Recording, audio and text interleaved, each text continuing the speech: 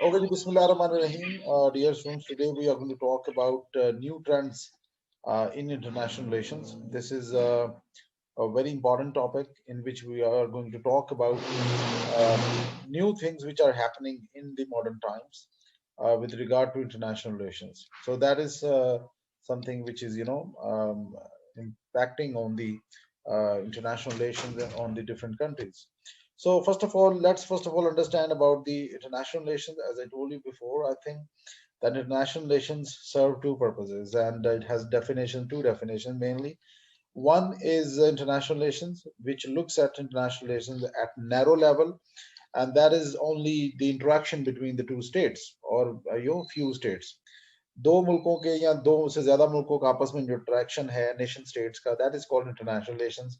और मैंने इसका जो पहले लेक्चर आपको दिया था उसके अंदर we have already discussed in detail that this has been done historically, बहुत सारे सदियों पहले भी ये होता रहा. In the broader sense, totality of interactions between below or above nation states include organizations, communities, people. यानी कि इसमें सिर्फ इंटरेक्शन नहीं रहा, इसके अंदर बहुत सारी और चीजें भी ऐड होंगी. Organizations, they play their role. ठीक है, communities, they interact with each other, people, they interact with each other. So basically they are connected with globalization. So international relation today is not just only one thing, that is the interaction among or between two states. It is beyond interaction now. Now MNCs, multinational corporations are cooperating, working in other countries. UN type of organizations, IMF, World Bank, they are playing their role and impacting the foreign policies of different countries. ठीक है, ये सारी चीजें हमने पढ़ी थी पहले. So it was just a backgrounder for you to understand. Now, what are the modern trends which are impacting the international relations? तो उसके अंदर जो सबसे पहली चीज है, that is called unipolarity to multipolar world. Now, if you understand, in modern times, when the Cold War ended, the United States of America became unipolar world, and you became a unipolar power, and they became the sole, powerful country, superpower, and there was only one power. So that is called unipolar world, in which there is only one superpower. But now, in modern times, there are multipolar countries, multipolar world, in which many countries like China, Japan, India, Pakistan, Israel, EU, North Korea. So they are all powerful states, and they are impacting the international relations some way or the other. इसको आगे चल के discuss करेंगे detail में. Then you got secondly traditional and non-traditional security threats. ये भी एक new trends के अंदर आता है कि how these traditional and non-traditional security threats are impacting on the security of a state. Traditional security threats कौन से होते हैं? जो डायरेक्टली मिलिट्री से रिलेटेड होते हैं, ठीक है, मुल्कों की फौजों से रिलेटेड होते हैं, उसको कहते हैं ट्रेडिशनल रिवायती थ्रेट. और नॉन ट्रेडिशनल कौन से थ्रेट होते हैं? टेररिज्म हो गया, एक्सट्रीमिज्म हो गया, एनवायरमेंटल हो गया, ग्लोबल वार्मिंग हो गई, ठीक है, ह्यूमन सिक्योरिटी हो गई, फूड सिक्योरिटी हो गई, एजुकेशन सिक्योरिटी हो गई, इंडिविजुअल सिक्योरिटी. ये सारी फिर किसमें आ जाती है? नॉन ट्रेडिशनल सिक्योरिटी थ्रेट में. इसको भी आगे चल के पढ़ते हैं. ठीक हो गया. उसके बाद मॉडर्न ट्रेंड्स के अंदर एनवायरमेंटल इश्यूज भी बहुत सारे हैं. ग्लोबल वार्मिंग है, जैसे वाटर स्कार्सिटी है, स्कार्सिटी ऑफ रिसोर्सेज है, फूड, ऑयल, ये सारी चीजों की कमी जो है, that is also impacting the international relations, और मुल्कों के आपस में रिलेशंस के ऊपर इम्पैक्ट डाल रहा है इसकी वजह से. और कंट्रीज जो है वो एक दूसरे पे अटैक्स कर रही हैं टू ग्रैब देयर रिसोर्सेज. ठीक है, वाटर स्कार्सिटी की वजह से मुल्क आपस में लड़ रहे हैं, जैसे इंडिया पाकिस्तान है फॉर एग्जांपल, और पानी की कमी की वजह से they are up against each other. उसके बाद फिर पांचवें नंबर पे है political fragmentation but economic integration. ये भी एक बड़ा फैक्टर है जो कि इंटरनेशनल रिलेशंस के अंदर जो इम्पैक्ट कर रहा है. फॉर एग्जांपल, मुल्कों के दरमियान पॉलिटिकल फ्रेगमेंटेशन है, यानी कि आपस में लड़ाई चल रही है, लेकिन at the same time they are also economically integrating with each other, यानी कि इकोनॉमिक टाइज भी रखी हुई है. फॉर एग्जांपल, इंडिया और चाइना दोनों दुश्मन है आपस में, लेकिन at the same time they have trade as well. US and China, they are enemies, but at the same time they have got trade. बहुत बड़े लेवल पे आपस में दोनों की ट्रेड है. इसी तरह से और मुल्क हैं, आगे चल के इसको भी डिटेल में डिस्कस करेंगे. और छठे नंबर पे जो एक चीज है इंपॉर्टेंट, जो कि इम्पैक्ट कर रही है इंटरनेशनल रिलेशंस को, या न्यू ट्रेंड के अंदर आ जाता है, that is called geopolitical realignments. Geopolitical realignments का मतलब है कि मुल्क आपस में पहले दुश्मन होते थे, उसके बाद फिर दोस्त बन रहे हैं, और आपस में एक दूसरे के साथ ताल्लुकात बना रहे हैं, नए नए उनके आपस में अलायंस बन रहे हैं। फॉर एग्जाम्पल इंडिया और रशिया के दौर में आपस में बड़े अच्छे ताल्लुकात होते थे किसी दौर में, आज भी वैसे हैं, लेकिन today they are also improving their ties with the US. तो ये रीअलाइनमेंट हो रही है, इंडिया यूएस के साथ ताल्लुकात बेहतर कर रहे हैं। पाकिस्तान के रशिया के साथ कभी ताल्लुकात बेहतर नहीं रहे, but today Pakistan and Russia they are also cooperating with each other. Saudi Arabia और इजराइल के ताल्लुकात भी अंदर खाते में बन रहे हैं, यूएई ने इजराइल को एक्सेप्ट कर लिया है। नॉर्थ कोरिया और चाइना के ताल्लुकात बेहतर हो रहे हैं, उसके साथ नॉर्थ कोरिया साउथ कोरिया के साथ भी पींगे डाल रहा है। इसी तरह चाइना पाकिस्तान के ताल्लुकात। तो ये सारी जियोपॉलिटिकल रीअलाइनमेंट जो दुनिया के अंदर हो रही है, they are also impacting the international relations. ठीक हो गया? So it was just a general overview of this topic, ताकि आपको समझ आ जाए। अब आ जाते हैं पहले पहले टॉपिक के ऊपर, यूनिपोलरिटी टू मल्टीपोलर वर्ल्ड। यानी कि दुनिया जो थी वो यूनिपोलर थी और America was the only super power after the demise of Soviet union. यानी कि 90s में जब सोवियत यूनियन का ब्रेकअप हुआ तो America became the only super power in the world, a unipolar world. तो कोई भी उसको चैलेंज नहीं करता था उस वक्त। लेकिन उसके बाद क्या हुआ, यूनिपोलर के बाद हुई दुनिया बाइपोलर, और रशिया जो था उसने भी न्यूक्लियर वेपन बना लिए, तो दुनिया दो हिस्सों में बट गई। अच्छा, जब दो हिस्सों में दुनिया बट गई और फिर सोवियत यूनियन का ब्रेकअप भी हो गया, तो उसके बाद की दुनिया जो है वो बनी मल्टीपोलर वर्ल्ड। मल्टीपोलर में क्या हुआ कि नए नए जो मुल्क हैं, जैसे चाइना है, ये भी इमर्ज करके ऊपर आ गया, they have also improve their economy. उसके बाद इंडिया जैसा मुल्क भी न्यूक्लियर वेपन बना के ऊपर आ गया, इकोनॉमी भी उसकी बेहतर होगी। ब्राजील, इसी तरह और बड़े बड़े मुल्क जो थे, दे इम्प्रूव देयर ओवरऑल इकोनॉमीज भी, और उसके साथ उन्होंने अपने आप को वैसे भी कंसोलिडेट कर लिया militarily. So the world today is a multipolar world in which there are many political, economic and strategic actors. जिसके अंदर दुनिया में बहुत सारे मुल्क जो इकोनॉमिकली भी वाइब्रेंट हो गए, पॉलिटिकली भी वाइब्रेंट हो गए, और स्ट्रेटेजिकली भी वाइब्रेंट हो गए, यानी कि उनके पास न्यूक्लियर वेपन्स भी आ गए। तो आज आप देखें, यूके भी एक बहुत बड़ी पावरफुल कंट्री है, फ्रांस है, इनका नेटो का अलायंस है। Japan is about 4.8 trillion dollar economy, यानी कि जापान इकोनॉमी बहुत बड़ी जापान की, तो इकोनॉमिक एक पावर बन चुका है। इसी तरह you got Brazil which is 2.6 trillion dollar economy, they are also very powerful. China is about more than 15 trillion dollar, यहाँ पे 12 लिखा हुआ है लेकिन they are more than 14 trillion dollar economy. इसी तरह जर्मनी है 3.6 trillion dollar economy. So it's a multipolar world, जिसके अंदर मुख्तलिफ जो दुनिया के अंदर मुल्क हैं वो बड़ी इकोनॉमीज रखते हैं, बड़ा अपने आप को मसल रखते हैं, उनके बहुत सारे ब्लॉक्स बन चुके हैं दुनिया के अंदर।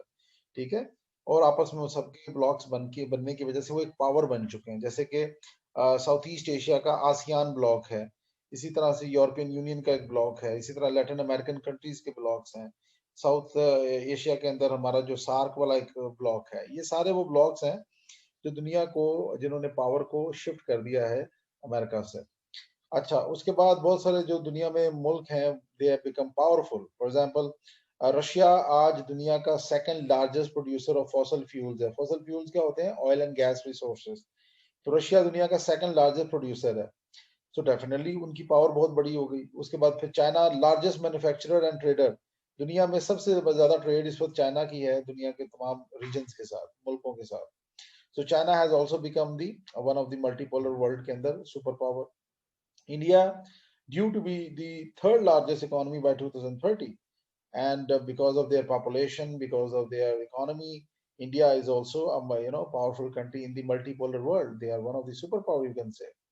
And then US, of course, they have always been powerful state in the world. And then you got Brazil. Brazil जो है, they are also improving their economy, और वो भी दुनिया में एक स्ट्रॉन्ग पावर के साथ सामने आ चुका है। So basically what it is meant that the world is divided in many polar many powerful countries, और जिसके अंदर ये जो पावरफुल कंट्रीज हैं, they are trying to influence the United States of America. आज दुनिया में आप देखें, जो यूएस की पॉलिसी है ताइवान के ऊपर, नॉर्थ कोरिया के ऊपर, यूक्रेन के ऊपर, सीरिया के ऊपर, इराक के ऊपर, अफगानिस्तान के ऊपर, कश्मीर के ऊपर, इसको चैलेंज किया जाता है। चैलेंज कौन करता है इसको? चाइना चैलेंज करता है, रशिया चैलेंज करता है, ईरान चैलेंज करता है, इसी तरह से पाकिस्तान चैलेंज करता है, फॉर एग्जाम्पल। तो यूनाइटेड स्टेट्स ऑफ अमेरिका जो है, they are it is suffering now because of the multipolar world, and the world has become, many powers have become powerful, many countries have become powerful economically, politically. इसकी वजह से they are challenging the US hegemony in the world.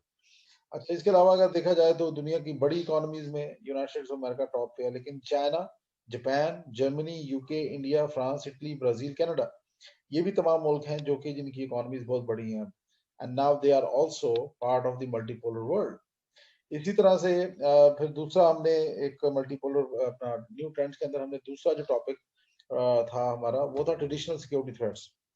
ये भी new trend के अंदर आ जाता है। ट्रेडिशनल सिक्योरिटी थ्रेट्स के अंदर आता है कि कंट्रीज किस तरीके से अपनी जो मिलिट्री है उसको इम्प्रूव करते हैं और एक दूसरे को थ्रेट पोज करते हैं। For example, if you analyse today, अगर आप पहले एनालाइज करें कि रशिया और United States of America in the bipolar world क्या होता था कि दोनों हजारों न्यूक्लियर वेपन्स बना रहे थे। अगर इस स्लाइड पे आप देखें तो तकरीबन 40 से 45 हजार न्यूक्लियर वॉरहेड उन्होंने बनाए तकरीबन कोल्ड वॉर के दौरान, और उसके बाद फिर आहिस्ता आहिस्ता उसको नीचे लेते आए। तो बेसिकली ये एक ट्रेडिशनल सिक्योरिटी थ्रेट से जो कंट्रीज एक दूसरे को पोज कर रही थी और आज भी ये पोज कर रहे हैं एक दूसरे को, ये भी न्यू ट्रेंड्स के अंदर आता है इंटरनेशनल रिलेशन के, कि आर्म्स रेस जो दुनिया के अंदर हो रही है डिफरेंट मुल्कों के दरमियान, that is also impacting the international relations. For example, आज अगर आप देखें यूएस की और रशिया के दरमियान इनकी टोटल डिफेंस स्पेंडिंग है, वो तकरीबन अमेरिका की कुछ 600 से ऊपर है और रशिया की तकरीबन 80 से ऊपर चली गई है। इसी तरह से इनकी जो मिलिट्री कैपेबिलिटीज हैं, इनकी ग्राउंड ट्रूप्स हैं, इनके लॉन्ग रेंज एयरक्राफ्ट हैं, इनके बाकी चीजें हैं सारी, वो भी दुनिया में इंप्रूव कर रही हैं। तो आर्म्स रेस एक ऐसा एलिमेंट है which is also impacting the new trends. If you analyse China and US in the modern times, ये भी एक ट्रेडिशनल सिक्योरिटी थ्रेट है जो एक दूसरे को पोज कर रहे हैं। चाइना भी अपनी पावर इंक्रीज कर रहा है और अमेरिका तो already, America was a powerful country. तो आज अगर आप देखें कि चाइना की बहुत सारी जगहों में चाइना ने बहुत ज़्यादा तरक्की कर ली है। फॉर एग्जांपल, ये आर्मर फाइटिंग व्हीकल्स के अंदर चाइना की तादाद बहुत ज़्यादा है, 41,000 है, अमेरिका की सिर्फ 6,000 है। और टैंक्स के अंदर भी China is ahead of the American. और न्यूक्लियर वेपन्स में चाइना कम है अमेरिका से, but still it has the capability to take out the American aircraft और बाकी चीजें। इसके अलावा इंडिया और पाकिस्तान का भी आप इसे एग्जांपल ले सकते हैं न्यू ट्रेंड्स के अंदर, कि जी ये दो मुल्क जो हैं they are also nuclear weapon states, they are also spending lot of money on the development nuclear weapon. Both countries possess 150 और 140 न्यूक्लियर वॉरहेड्स, दोनों की बड़ी फौजें हैं। सो बेसिकली ये वो ट्रेडिशनल सिक्योरिटी थ्रेट्स हैं जो न्यू ट्रेंड के अंदर इंटरनेशनल रिलेशंस पे इम्पैक्ट कर रहे होते हैं। ठीक हो गया? So if you analyze today, the countries which spend more on the traditional security threat, for example, the United States of America, they spend around, more than $700 billion now on the defense spending. The Chinese spend around $250 billion. India का 66 है। तो इसी तरह से बाकी जो दुनिया के अंदर मुल्क हैं, they are spending lot of money on the traditional security threat, जिसकी वजह से वो इंटरनेशनल रिलेशन पे इम्पैक्ट करता है। अच्छा, नॉन ट्रेडिशनल सिक्योरिटी थ्रेट की जब हमने बात की, जो कि पार्ट ऑफ ये भी एक चीज है जो कि आपकी इंटरनेशनल रिलेशन के अंदर जो न्यू ट्रेंड्स आ रहे हैं, ये उसमें शामिल है। उसमें क्या है जी? नॉन ट्रेडिशनल सिक्योरिटी थ्रेट क्या होते हैं जी? नॉन ट्रेडिशनल सिक्योरिटी थ्रेट ये वो होते हैं जो कि कुदरत की तरफ से भी होते हैं बहुत सारे। For example, global warming. अब दुनिया का जो टेम्परेचर है वो बढ़ता जा रहा है Aahista Aahista. If you analyse के पिछले कुछ सालों में दुनिया का टेम्परेचर बहुत ज्यादा बढ़ गया है, ठीक है, +4%। और इससे क्या हो रहा है कि आहिस्ता आहिस्ता जो रिसोर्सेज हैं वो डिप्लीट हो रहे हैं, ग्लेशियर्स पिघल रहे हैं, एंड समंदर का जो लेवल है वो अप हो रहा है, जिसकी वजह से बहुत सारे ग्लोबल जो है ना एनवायरमेंटल इश्यूज सामने आ रहे हैं। तो अगर आप देखें, एनालाइज करें, ज्यादा से ज्यादा फ्लड्स आने लग गए हैं, जल्जले आने लग गए हैं, बहुत सारे हरिकेन और इस तरह के जो है ना बड़े बड़े टोर्नेडोज और बाकी चीजें हो रही हैं दुनिया में। अमेरिका के अंदर आपको याद होगा कि हरिकेन कतरीना एक आया था 2011 में, जिसने तकरीबन $200 बिलियन के लॉसेस इम्पोज किए थे अमेरिका में। पाकिस्तान में याद होगा तुम्हें 2009-10 में फ्लड्स आए थे।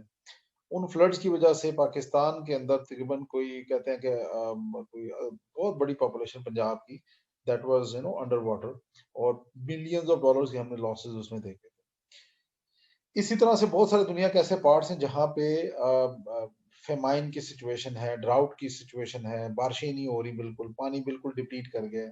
जैसे इंडिया के अंदर चेन्नई है, साउथ अफ्रीका के अंदर एक केप टाउन था, उसका 400 मिलियन की 4 मिलियन की पॉपुलेशन है, शहर है इतना बड़ा, और उसकी पानी नहीं है, उस खत्म हो गया पानी। तो ये वो चीजें हैं जिसकी वजह से एक दुनिया के अंदर बहुत बड़ा एक मसला चल रहा है ग्लोबल वार्मिंग की वजह से, और उसके एनवायरमेंटल जो हैजर्ड्स हैं जिसकी उसकी वजह से the huge amount of people are they are suffering in the world right now. So global warming is also part of non-traditional security threat and it is very much dangerous. अच्छा, फिर इसके अंदर एक और एलिमेंट आता है transnational terrorism. Non traditional security threat के अंदर ही आती है चीज, ठीक है. नॉन ट्रेडिशनल सिक्योरिटी थ्रेट के अंदर आती है transnational terrorism which is also impacting the international relations.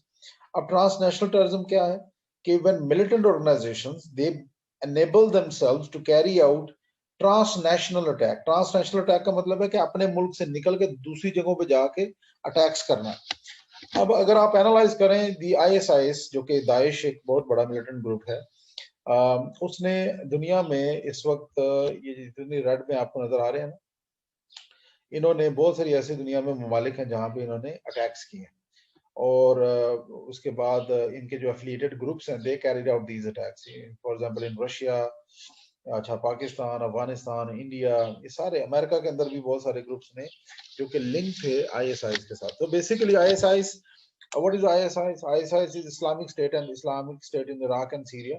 It's a local militant group in Middle east, Iraq and Syria के अंदर ये एक बना, और वहां से ये now it is attacking all around the globe, और ये भी इंटरनेशनल रिलेशन पे इम्पैक्ट कर रहा है. अगर आप एनालाइज करें, जब आईएसआईएस बना है 2014 में, इस्लामिक स्टेट, तो इसने उस टाइम पे कितने अटैक्स किए? कोई 1300 अटैक्स किए वर्ल्ड वाइड. ये डॉटेड एरियाज में आपको नजर आ रहा होगा. बहुत सारे ऐसे अटैक्स थे जो कि एफिलिएटेड थे. एफिलिएटेड का मतलब होता है कि बहुत सारी ऑर्गेनाइजेशन वहां पे थी जो कि इनके साथ एफिलिएटेड थी. They carried out those attacks. Some of them were inspired. For example, they were not part of ISIS but they were inspired by ISIS. तो उन्होंने कहा ये जो बहुत बड़ा जबरदस्त काम कर रहे हैं इसको हम सपोर्ट करते हैं. So this is what we call transnational terrorism, when some terrorist groups, they carry out attack in other countries beyond their own area of influence.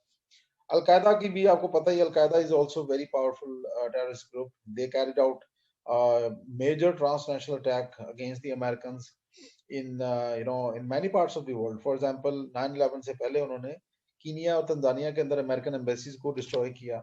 They also carried out attacks against the American in Yemen. उसके बाद उन्होंने बहुत सारी माली में, Libya में, और अफगानिस्तान में, पाकिस्तान में, बहुत सारे एरियाज में उन्होंने अटैक्स किए. टुडे अल कायदा is everywhere in the world. जहां भी मैप के अंदर आपको नजर आ रहा है ना, स्पेशली सोमालिया के अंदर दे have got a huge concentration, और बहुत पावरफुल है वहां पे. सो बेसिकली ये जो ट्रांसनेशनल टेररिस्ट ग्रुप्स हैं, they are also part of the new trends in international relations. ठीक हो गया.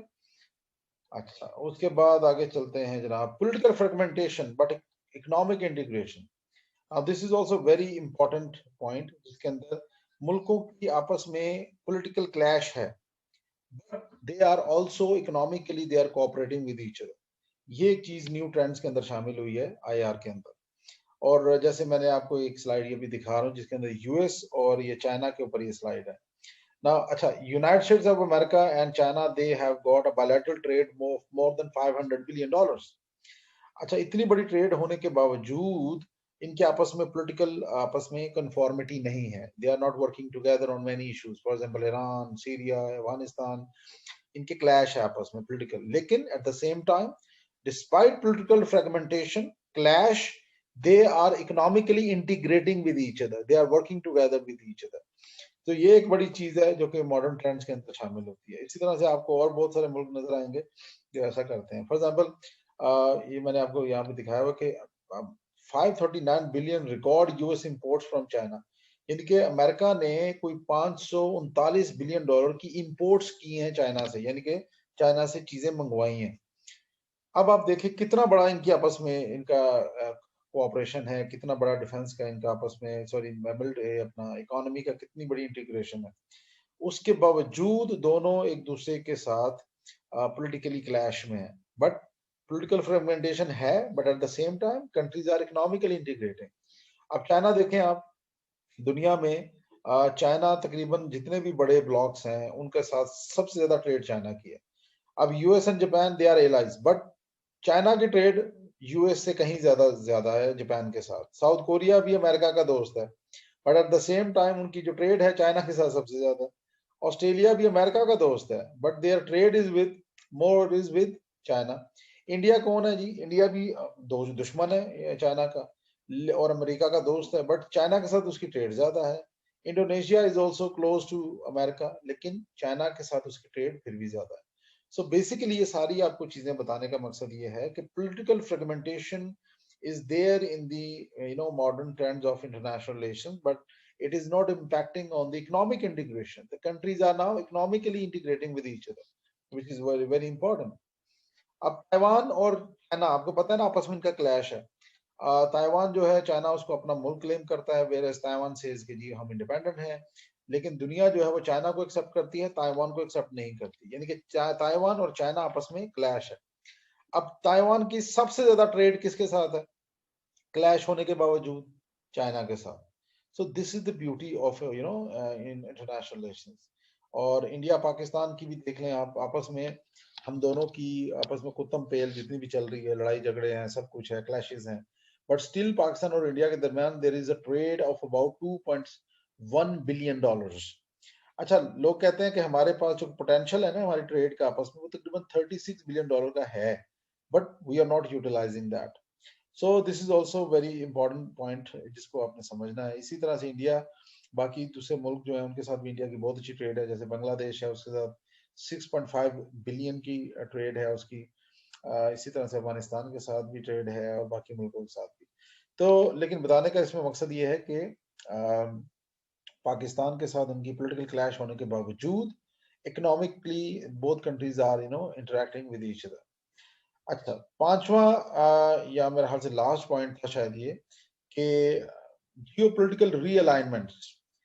जियोपॉलिटिकल रीअलाइनमेंट्स का मतलब ये है कि countries are now forging new alliances, नए अलायंसेस बना रहे हैं, नए दोस्त बना रहे हैं आपस में। वो किस तरीके से न्यू ट्रेंड के अंदर शामिल होता है? This is also part of new trends in international relations. कि इंडिया जो था वो traditionally India was friend of Russia, and it never had good ties with America. America के साथ तो पाकिस्तान के टाइज होते थे अच्छे, but now Indians have also cultivated good ties with the Americans. In last 10 years they have got about 15 billion dollars worth of weapon and equipment from the Americans. So this is something which is very good for the Indians. अच्छा, पाकिस्तान और Russia, traditionally we were never good friends. Russia had always played a negative role against Pakistan, supported India and Afghanistan against Pakistan, supported insurgencies in Balochistan and Fata. But today, Pakistan and Russia, we are collaborating with each other. Russia has decided to give Pakistan with 4 aircraft, जो आपके helicopters उन्होंने दिए हमें। इसके अलावा they are coming up with gas pipeline deal. Pakistan China economic corridor जो है उसके अंदर they are playing their role. और ये सारी चीजें जो है रशिया कर रहा है पाकिस्तान के साथ, वो काउंटर टेररिज्म की ट्रेनिंग भी कर रहा है, एक्सरसाइजेस भी कर रहा है।